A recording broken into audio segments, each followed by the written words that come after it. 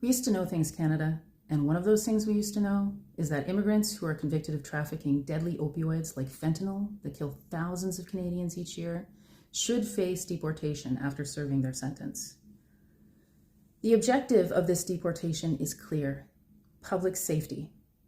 The point is to remove those who have broken our laws and profited from poisoning our communities. Yet a recent federal court ruling illustrates how that line has softened. The case involves a Lebanese immigrant, Mohammed Kassar, who was convicted in 2019 for possession of opioids for the purposes of trafficking. A deportation order was issued in December of that year. Federal Court Justice Angus Grant has now stayed the removal based on a preliminary diagnosis of a suspicious lung lesion that may indicate cancer, alongside other conditions like chronic obstructive pulmonary disease. The stay is not indefinite. The judge's reasoning centers on medical vulnerability. He accepted evidence that deportation would interrupt treatment, exposing Kassar to morbidity and potential mortality.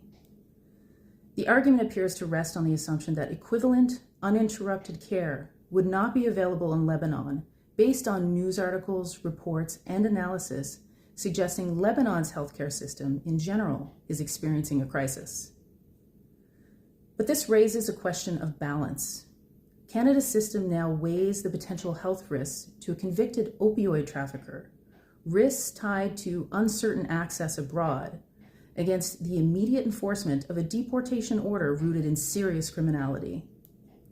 Meanwhile, the victims of fentanyl trafficking face irreversible harm without any such deferral mechanism. Thousands die annually from these drugs. Their families receive no comparable stay on loss.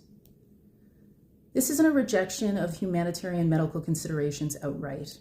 It's a critique of prioritization. When general assumptions about specific foreign healthcare treatment tip the scales in favor of a serious offender over consistent application of law and protection of Canadian lives, we must stop to question the system. We used to know why these laws existed in the first place: to ensure firm, predictable consequences for trafficking lethal substances, not temporary pauses that, however limited, still prioritize uncertain foreign medical risks over the certain protection of Canadian lives from those very substances.